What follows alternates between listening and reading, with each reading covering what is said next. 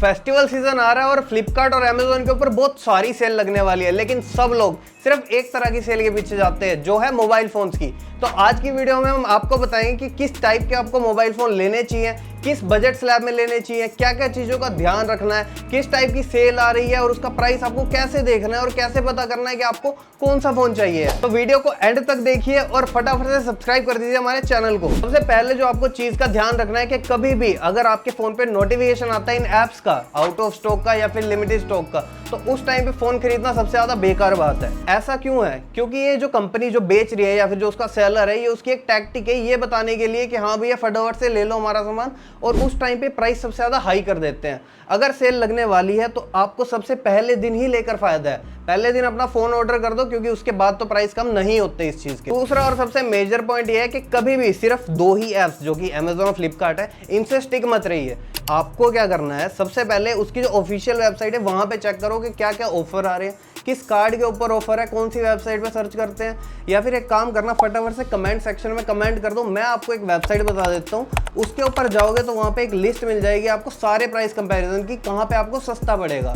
दूसरी चीज़, जो भी ऑफर आपके प्रोडक्ट के साथ मिलते हैं उन चीज़ को समझना बहुत ज़रूरी चीज़ है। तो इसमें क्या होता है, तीन तरह के ऑफर आते हैं। एक जो आपको एक्स्ट्रा बेनिफिट देंगे, एक होता है कैशबैक ऑफर और एक होता है इंस्टेंट डिस्काउंट। तो इन सब में सबसे जो बेटर होता है वो होता है इंस्टेंट डिस्काउंट, क्योंकि वो जो आपके फ़ोन का बिल आता है उसी में ही कम कर देते हैं। रेदर देन अगर आप कैशबैक की बात करो तो आप पहली बात तो आपको पता ही नहीं होता कि आपको कितना कैशबैक मिलेगा और किस फॉर्म में मिलेगा। जो क्रेडिट कार्ड होते हैं वो आपको दे देते हैं हाँ भी 5% पॉइंट्स मिल जाएंगे, लेकिन उन पॉइंट्स को यूज़ कैसे करना है। अब अगर आप एक नॉर्मल मिडिल क्लास फैमिली से हो तो आप एयरप्लेन फ्लाइट के ऊपर लेके क्या करोगे, उस चीज़ का कोई फायदा नहीं है। तो ट्राई करना कि इंस्टेंट डिस्काउंट मिले कि हाँ फटाफट से आपके जो मेन बिल आ रहा है उसी के ऊपर से कम हो जाए। अपने कैशबैक ऑफर से बच के रहिए, बिकॉज वो पता नहीं, पहली बात तो 1 रुपए का दे देंगे या फिर वो किस फॉर्म में आएंगे आपके पास आपको नहीं पता होता। अगली जो मेजर बात आती है वो आती है एक्सचेंज ऑफर्स की। जो अमेजोन और फ्लिपकार्ट है वहां पे अगर आप अपना फोन रीसेल करते हैं तो उसके ऊपर क्या है, वो आपको सबसे लोएस्ट वैल्यू बताता है। आपका फोन 8,000 की उसकी एक्चुअल वैल्यू होगी, आपने लिया 12,000 का होएगा, लेकिन जो आपको जो फ्लिपकार्ट और अमेजोन है एक्सचेंज ऑफर में आपको सिर्फ बताया कि 2,000 या 3,000 ही देंगे वो।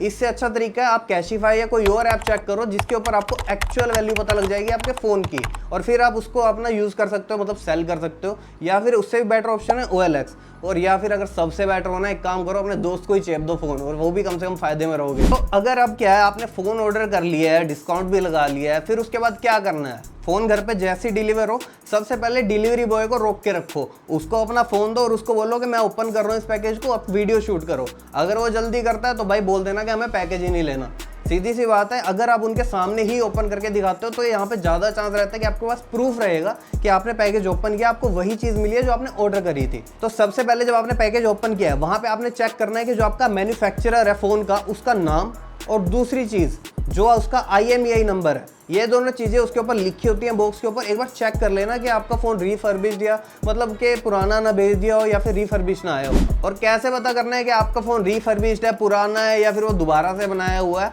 फटाफट से कमेंट सेक्शन में लिख दो और मैं आपको बता देता हूँ IMEI नंबर से कैसे चेक करें कि आपका फ़ोन किस टाइप का है। सेल्स के दौरान एक बहुत ही मेजर चीज़ आती है, वो होती है उसकी प्राइस हिस्ट्री। क्या करती है, जो कंपनीज होती हैं वो टाइम टू टाइम पे अपने जो प्रोडक्ट है उनका जो प्राइस होती है वो कम ज़्यादा करती रहती हैं। फॉर एग्जांपल, अगर आपके फ़ोन की एक्चुअल जो आपने फ़ोन खरीदना है उसकी एक्चुअल वैल्यू है 17,000, सेल से जस्ट पहले वो उसे 21,000 कर देंगे और सेल के अंदर दिखाएंगे वो 18,000 का। तो आपको अपने जो प्रोडक्ट है जो भी आपको लेना है उसकी एक प्राइस हिस्ट्री देख के रखनी है कि हाँ भैया ये इतने का था और अब सेल के अंदर मुझे इतने का ही पड़ रहा है। क्या पता आपके वो कम प्राइस पे बढ़ जाता थोड़े टाइम पहले। और जितने भी डिस्काउंट है जो कार्ड्स के ऊपर मिलते हैं उन सबको अप्लाई करना मत भूलना जब भी आप कैश आउट करो या चेक आउट करो। जब भी आप अमेजोन और फ्लिपकार्ट के ऊपर से प्रोडक्ट लेते हैं तो एक चीज़ का और ध्यान रखना पड़ेगा आपको कि उसके ऊपर या तो फुलफिल्ड बाय अमेजोन या फिर सोल्ड बाय अमेजोन, या मतलब कि एक प्रॉपर फ्लिपकार्ट एश्योर्ड का मार्क होए। इन चीज़ से क्या होता है, आपको श्योरिटी हो जाती है कि जो सेलर है वो एकदम ओरिजिनल चीज़ ही भेजेगा, या फिर आप कह सकते हो वो एक तरह से अमेजोन की वारंटी के अंदर ही आ गया है कि हाँ अगर अमेजोन ने बोला है खरीदने का तो खरीदने का। अब बात करते हैं फ़ोन लेने की कुछ जनरल टिप्स के बारे में।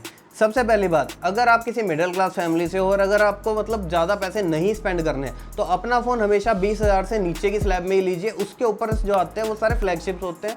तो अगर आपके पास पैसे और आपका वर्क मेजरली फ़ोन के ऊपर हो रहा है तभी उस स्लैब में जाना। दूसरी चीज़ ये है कि अगर आप अपना फ़ोन खरीद रहे हो तो ट्राई करो कि अगर आपको मतलब बजट के अंदर ही रहना है तो 1 साल पहले वाला जो वर्जन है वो ले लो। उसके अंदर क्या है कि आपको 80 से 90% तक वही परफॉर्मेंस मिलेगी, क्योंकि हर साल सिर्फ 10% ही अपग्रेड मिलता है। तो अगर आपको अपना फ़ोन लेना ही है और नया लेना है तो 1 साल पुराने वाला मॉडल भी आप ले सकते हो। जो पुराने फ़ोन होते हैं वो आपको 80 to 90% सेम परफॉर्मेंस देंगे, और जबकि वो 50 या 60% तक का आपका पैसा बचा के चल जाएंगे। अगर आपको 2 साल के अंदर अपना फ़ोन चेंज करना ही है तो 20,000 से ज़्यादा स्पेंड करें कुछ फ़ायदा भी नहीं है। लेकिन अगर आप पैसे वाले हो तो आराम से भाई फ्लैगशिप्स के ऊपर ही जाओ हमेशा, क्योंकि उसके अंदर आपको ड्यूरेबिलिटी भी मिलेगी, बैटरी लाइफ अच्छी होगी और बहुत ही लेटेस्ट फंक्शंस मिलेंगे। बात कर रहे हैं अगर आपको एक मिड रेंज में फ़ोन चाहिए तो फटाफट से ये लिस्ट बना लो या फिर लिख लो कहीं पे, या फिर वीडियो को सेव कर लो, लाइक कर देना। क्या है उसके अंदर आपको चाहिए होता है एक एमोलेड डिस्प्ले, वो आपकी बैटरी बचाएगी और दिखने में बहुत अच्छी होती है। जो दूसरा मेजर पॉइंट है उसका आपको कैमरा चेक करना है कि हाँ 12 से 20 मेगापिक्सल का जो कैमरा होता है वो एकदम परफेक्ट होता है आपकी हर टाइप की फ़ोटो खींचने के लिए। ट्राई करना कि उस चीज़ में आप लेटेस्ट पे जाओ। ऐसा ज़रूरी नहीं है कि आप 128 मेगापिक्सल का ले रहे हो और उसमें फ़ोटो अच्छी ही आएगी। क्या कई बार क्या होता है कि अगर आपका फ़ोन कम मेगापिक्सल का है उसकी प्रोसेसिंग अच्छी होती है इमेज की।